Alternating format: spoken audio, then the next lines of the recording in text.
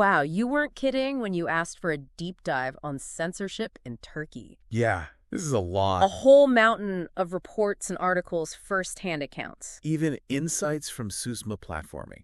That censorship tracker is really fascinating. Yeah, we've got the official side of things. And then what's actually happening, on the ground. Right, like piecing together a puzzle. Where some of the pieces are whispers. Whispers from the shadows. Exactly. So our mission today is to give you a clear understanding of how censorship works in Turkey. Who it targets. Why? And where things might be headed. And I think a key part of that absolutely. is understanding RTÜK. That's the Radio and Television Supreme Council. And they're right at the center of this whole thing. Yeah, we'll need to break down how they operate. And the power they have. The power they wield. Right. And before we jump in, I think it's important to acknowledge this is a sensitive topic.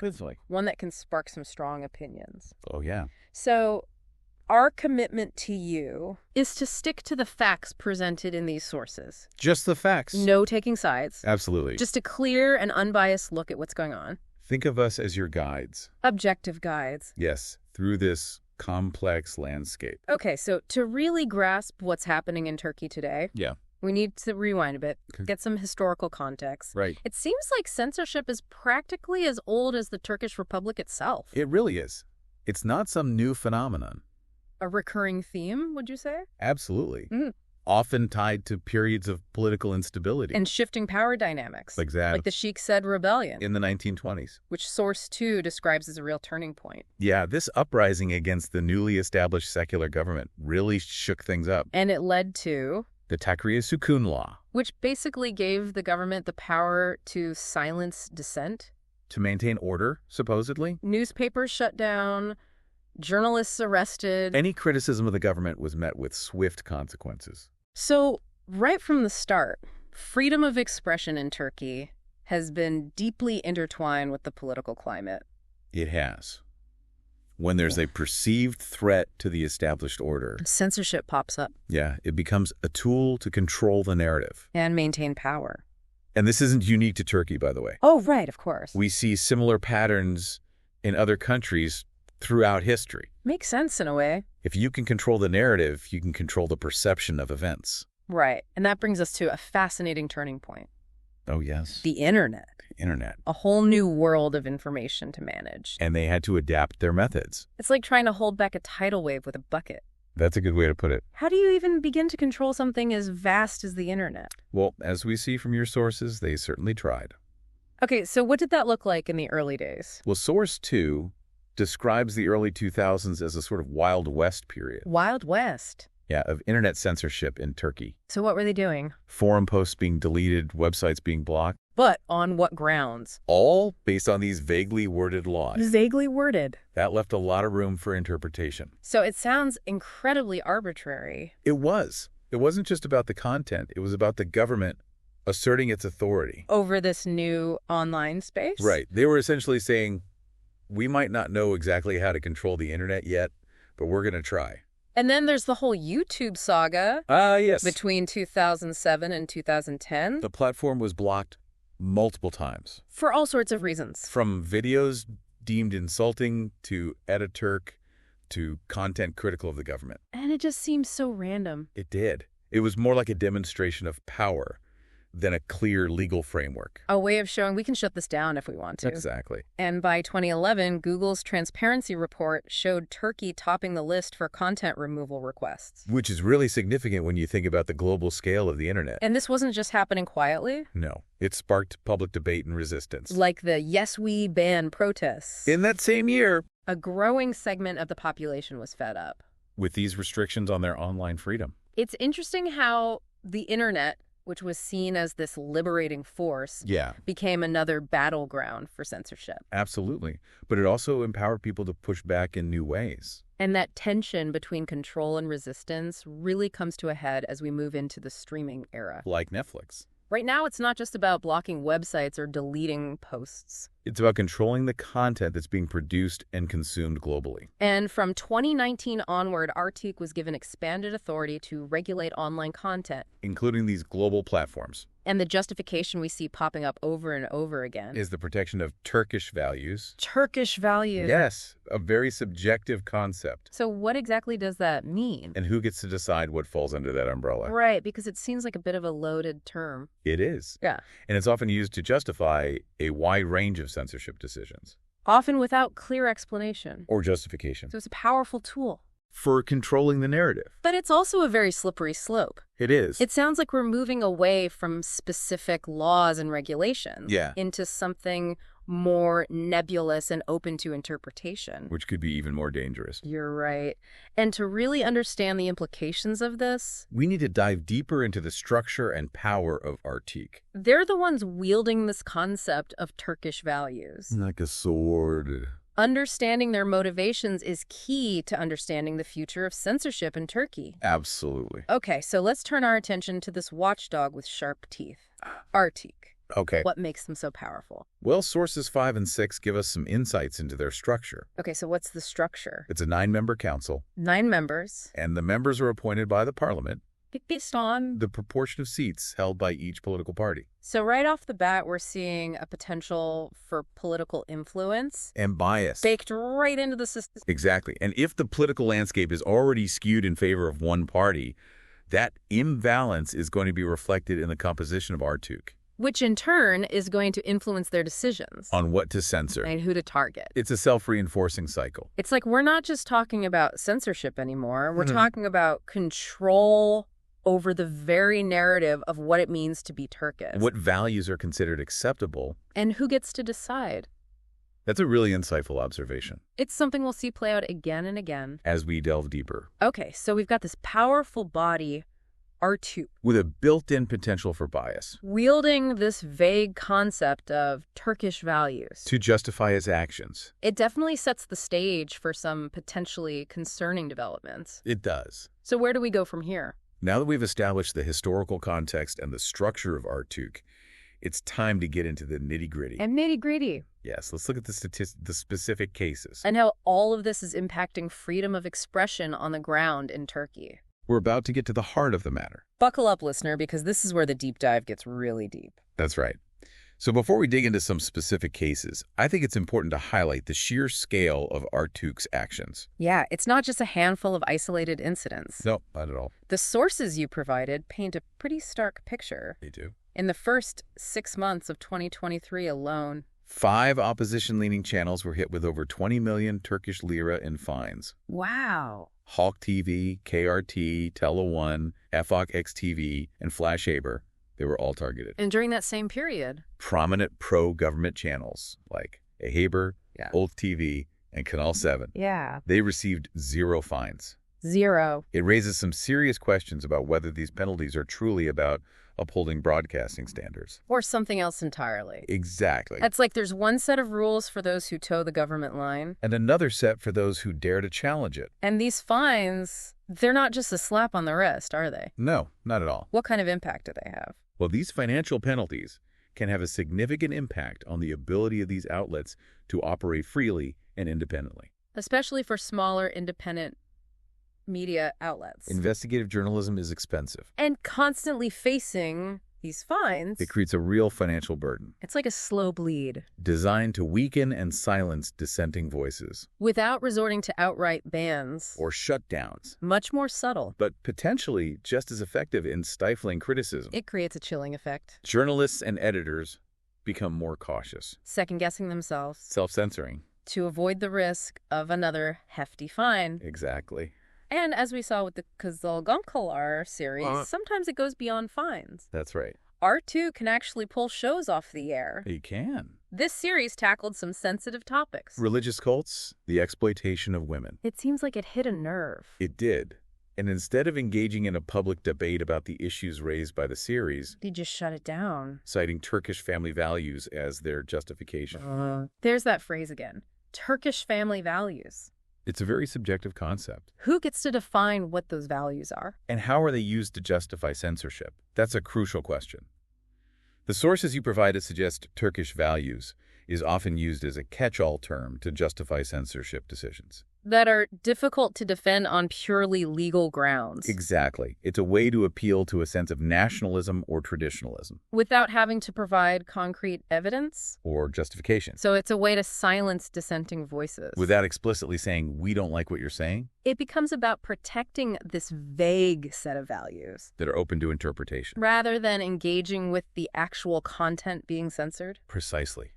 And it creates a climate of fear and uncertainty. Because if anything that challenges the dominant interpretation of Turkish values can be censored, it becomes very difficult to know where the line is. And this leads to self-censorship. As people become afraid to express themselves. For fear of reprisal. It's a much more insidious form of control than outright bans. It is. It's about shaping the boundaries of acceptable discourse.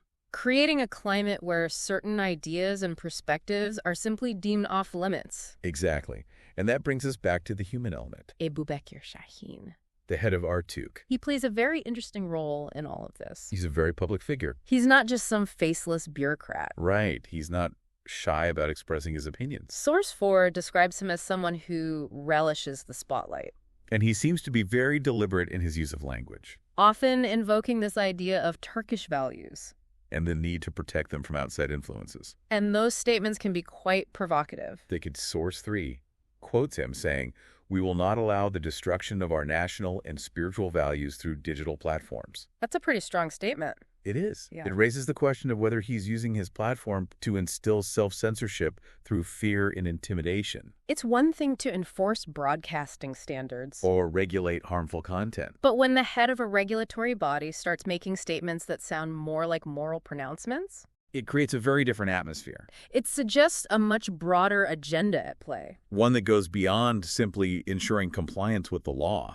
It raises concerns about whether RTÜK is truly acting as an impartial regulatory body. Or as an arm of the government. Enforcing a particular ideological perspective. And that's a worrying trend for any democracy. Regardless of where it's happening. Okay, so we've got this concept of Turkish values being used to justify censorship decisions. A powerful regulatory body with potential political bias. And a head of that body who's actively shaping the narrative through public statements. It seems like all the pieces are in place for a pretty concerning situation. And it's not just limited to traditional media. Right. What's happening in the digital realm adds another layer of complexity. Because as we discussed earlier, the internet is inherently decentralized. And difficult to control. Did the Turkish government just give up on trying to regulate online content? Not at all. They've simply had to adapt their strategies. Okay, so how have they adapted? Well, Source 2 highlights how back in 2016, following the arrest of HDP parliamentarians, platforms like Facebook, Twitter, and WhatsApp were all temporarily blocked. A classic tactic to control the flow of information during times of political unrest. It makes it much harder to organize protests or dissent when you can't communicate easily. Right. And it's a tactic that's been used repeatedly. In Turkey and other countries facing similar challenges. But blocking entire platforms is a blunt instrument. It's disruptive. And often ineffective in the long run. So they've had to develop more sophisticated methods of online censorship. Exactly. Like demanding specific content be removed from platforms like Netflix, for example. Right. Source 1 describes how RTÜK is increasingly flexing its muscles. Pressuring these global platforms to remove content deemed inappropriate or offensive to Turkish values. LGBTQ+ themes, criticism of the government, anything that doesn't fit their narrative. And it's not just about asking nicely. No. They've actually imposed a licensing requirement on streaming services operating in Turkey. So there's a legal framework in place now that gives them even more leverage. And that leverage has real consequences. In June 2022, both Voice of America and Deutsche Welle had their websites blocked. For failing to obtain licenses. It's a chilling example of how RTÜK is using its regulatory power to silence international media outlets. That don't toe the line. Exactly. So it's not just about controlling the narrative within Turkey's border. It's about shaping the way the country is perceived internationally. It's about controlling access to information that might challenge the government's preferred version of events. You're absolutely right. And it raises serious concerns about the future of freedom of information and press freedom globally. If Turkey can successfully pressure these global platforms to comply with its censorship demands, it sets a dangerous precedent for other countries to follow. It does. It's a reminder that what happens in Turkey doesn't stay in Turkey. It has implications for the global flow of information. And the very principles of a free and open internet. Exactly. And it creates a real dilemma for these global platforms. Do they stand up for their principles of free expression and risk being blocked in Turkey? Or do they comply with the demands of the government and risk being seen as complicit in censorship? It's a tough position to be in. And it's a question that many tech companies are grappling with right now. Not just in Turkey, but in other countries around the world. Where governments are increasingly trying to control online content. And amidst all of this, it's important to remember there's another side to this story. The people on the ground in Turkey. Who are finding creative ways to resist these censorship efforts. It's not just a one-sided story of government control. People are finding ways to make their voices heard. To access information. To connect with each other. Even in the face of these restrictions. We see this in the rise of VPNs. Which allow people to bypass website blocks. We see it in the use of encrypted messaging apps. To share information securely. And we see it in the creative use of social media platforms. To organize protests. And spread awareness about censorship. It's like a constant cat-and-mouse game. Between the government trying to control the flow of information. And the people finding ways to circumvent those controls. It's a testament to human ingenuity. Yes. And the power of technology to connect people and ideas. It's a glimmer of hope in an otherwise pretty bleak landscape. It is. But it also highlights the challenges ahead. Because as technology evolves, so too will the methods of control. And the methods of resistance. It's an ongoing battle with no easy answers. This brings us to a crucial question. What does the future hold for freedom of expression in Turkey? We've seen the historical context, the current landscape, the evolving methods of control and resistance. Where do we go from here? Well, that's what we'll explore in the final part of our deep dive. We'll look at potential future scenarios. Examine the role of international pressure. And consider the broader implications of this ongoing struggle for freedom of information. Welcome back to our deep dive into censorship in Turkey. We've covered a lot of ground. We have. From historical roots. That the complex battle playing out online. Right now, it feels like a good time to turn our attention to the future. Okay. What might the coming years hold for freedom of expression in Turkey? Well, predicting the future is always tricky. Always. But we can look at the trends, the power dynamics, the potential points of friction. To get a sense of what might happen. Exactly. So we've seen how the government, through RTÜK, is steadily tightening its grip on information. Using fines, bans licensing requirements, pressure tactics. To control what people see and hear. Both online and offline. So one possibility is that this trend simply continues. It's definitely possible. If the current political climate persists, we could see the government doubling down on these control tactics. What would that look like? More websites blocked, more social media accounts suspended, more journalists and artists facing legal repercussions for their work. It's a sobering thought, but we can't ignore the possibility that things could get even more restrictive. Right, that the space for dissenting voices could shrink even further.